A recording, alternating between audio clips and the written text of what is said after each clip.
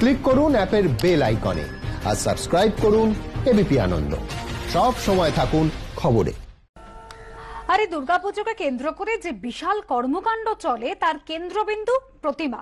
এই ভাবনায় উঠে আসছে টালাপাড় প্রত্যয়ের এবারের পুজোয়। এবার তাঁদের 95 বছরের পুজো।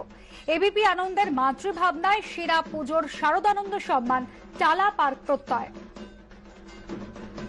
আমাদের যে সামগ্রিক কর্মকাণ্ড, সারা জীবনের যা কিছু চিন্তা ভাবনা, কাজ কর্ম, সবকিছুর মধ্যে একটা রয়েছে মাতৃভাবনা।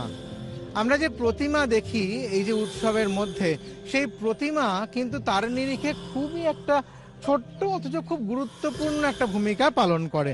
আমরা দুর্গাপুজোকে নিয়ে যারা চিন্তা ভাবনা করি বা দুর্গাপুজোকে নিয়ে যাদের নানান ধরনের কর্মকাণ্ড তৈরি হয়, তাদের কিন্তু সব কিছু ভাবনার মধ্যেই প্রতিমা রয়েছেন।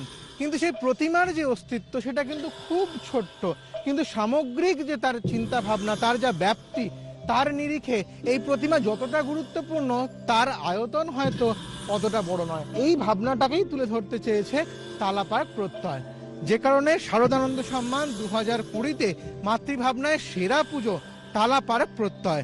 আমি প্রথমে এবার তার হাতে ট্রফিটা তুলে দেব। মা আমাদের অন্তরে থাকে, মনের মণিকোটায় থাকে। সমস্ত কিছু সাফল্য, উচ্ছ্বাস, আবেগ, ভালোবাসা সবকিছু নিয়ে মা। কোহিনূরকে যেমন আমরা আগলে রাখি, ঠিক সেইভাবে রাখি।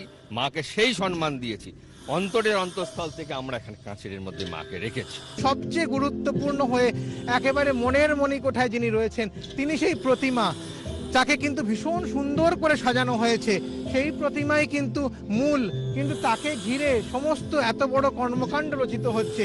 এই ভাবনাটাকে নিয়েই কিন্তু এবার মাতৃভাবনায় সেরা পুজো হিসেবে উঠে এলো টালাপাড় প্রত্যয়।